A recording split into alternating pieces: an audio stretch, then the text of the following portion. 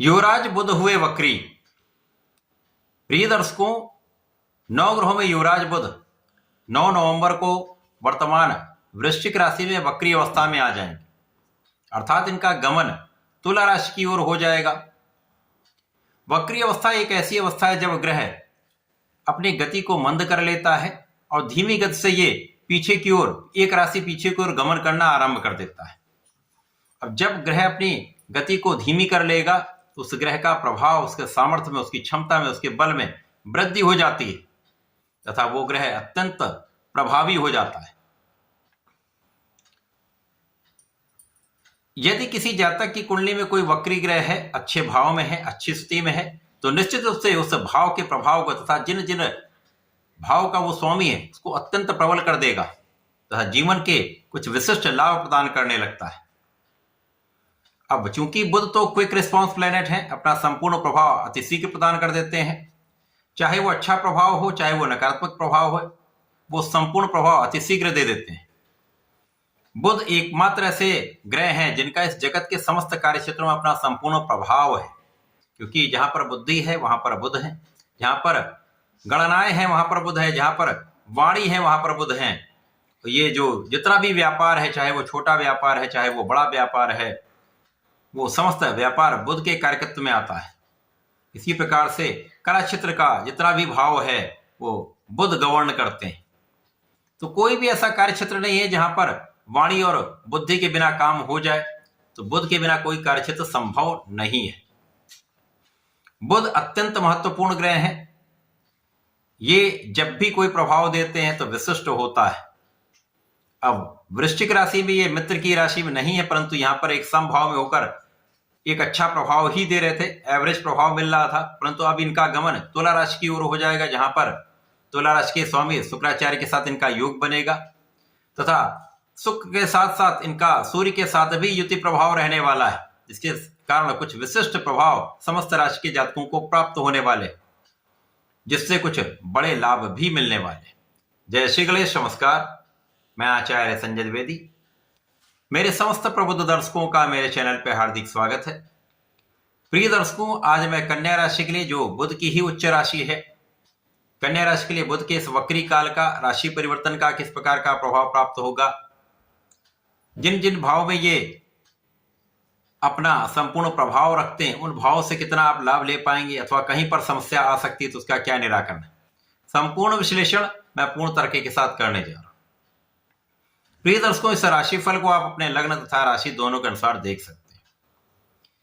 कन्या राशि के लिए बुध दशम भाव तथा लग्न के स्वामी, कर्म क्षेत्र तथा लग्नेश का गोचर आपके वर्तमान समय में तृतीय भाव में चल रहा है, जहां पर वर्तमान समय में ये मंगल के साथ गोचर कर रहे हैं।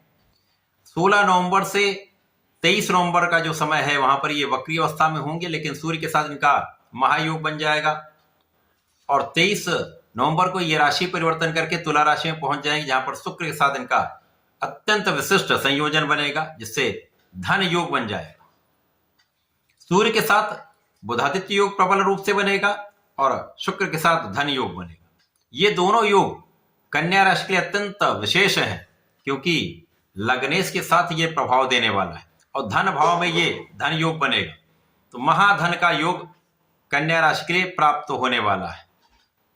इस समय में आपके परिश्रम में पहले से अधिक वृद्धि हो जाएगी। परिश्रम का आप लाभ भी पूर्ण रूप से ले पाएंगे।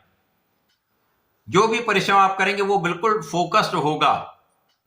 आपकी ऊर्जा का व्यय नहीं होने वाला, आपकी ऊर्जा का सदुपयोग आप करने वाले, क्योंकि मंगल के साथ योग है। तो मंगल यहाँ पर ऊर्जा का प्रवाह करेंगे और कन्या राशि के लिए मंगल पराक्रमेश ही है, पराक्रमेश भी है और ये यहाँ पर आपके लिए अष्टम भाव के स्वामी है। तो निश्चित रूप से इस समय में कहीं पर यदि ऊर्जा का क्षय होने वाला होता तो बुध के प्रभाव के कारण ये बैलेंस हो जाता है। आप अपनी ऊर्जा को सही दिशा में उपयोग करना सीख जाते हैं। साथ ही साथ जब सूर्य के साथ इनका योग बन जाएगा तो प्रबल रूप से बुधादित्य योग बन जाएगा। ये आपको सरकारी तंत्र से, सरकार से, सरकारी सेवाओं से, प्रशासनिक सेवाओं से, राजनीति से एक अच्छा लाभ दिलाने वाला है, क्योंकि इस समय आपके बुद्धि बल का जो प्रभाव है अत्यंत श्रेष्ठ रहने वाला है। आपकी नेतृत्व की क्षमता कई गुना बढ़ने वाली है तथा ऊर्जा भी यहाँ पर बहुत अच्छी है।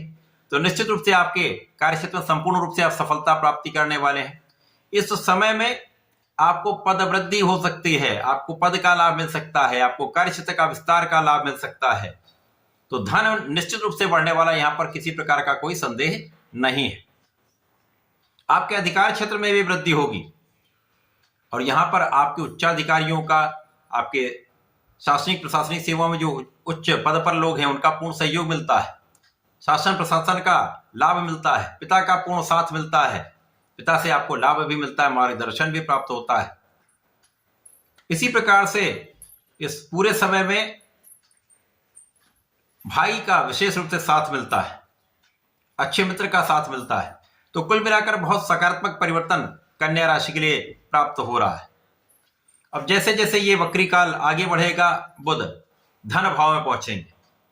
अब लग्नेश कर्मेश का गोचर धन भाव में धनेश के साथ, और ये धनेश जो है वो भाग्येश भी हैं, तो निश्चित रूप से महाप्रबल स्थिति बनेगी। धन के मार्ग प्रबल हो जाएंगे, धन का आप लाभ भी लेंगे, महाधन भी आएगा और महाधन का आप समुचित उपयोग भी करेंगे और अच्छा संचय भी कर पाएंगे। इस समय अचानक धन प्राप्ति भी हो सकती है, कहीं से परिवार के सहयोग से धन मिल सकता है। आपके कार्य क्षेत्र से धन मिलेगा, लेकिन अन्य क्षेत्रों से भी आपको धन प्राप्ति का अवसर मिलेगा। तो एक धन का मार्ग नहीं रहने वाला, एक से अधिक मार्ग रहने वाले। साथ ही साथ इस समय आपकी वाणी अत्यंत प्रबल रहेगी। वाणी की चतुरता से आप बहुत सारे काम बनाने वाले हैं। वाणी का प्रभाव दूसरों को प्रभावित भी करेगा। जो कला क्षेत्र के जातक हैं उनके लिए तो महाधन का योग उनके कार्य क्षेत्र से प्राप्त होगा। अचानक ही बड़े अवसर आपको मिलने वाले, बड़े बड़े अवसरों की प्राप्ति से महाधन का लाभ निश्चित है। इसी प्रकार से व्यापारिक वृद्धि होगी, व्यापार से लाभ होगा, तो वहां पर भी संपूर्ण रूप से आप प्रभावी रहने वाले, किसी प्रकार से कहीं कोई कमी नहीं। धन के अवसर, धन का लाभ, धन का संचय संपूर्ण रूप से आपके पास होगा।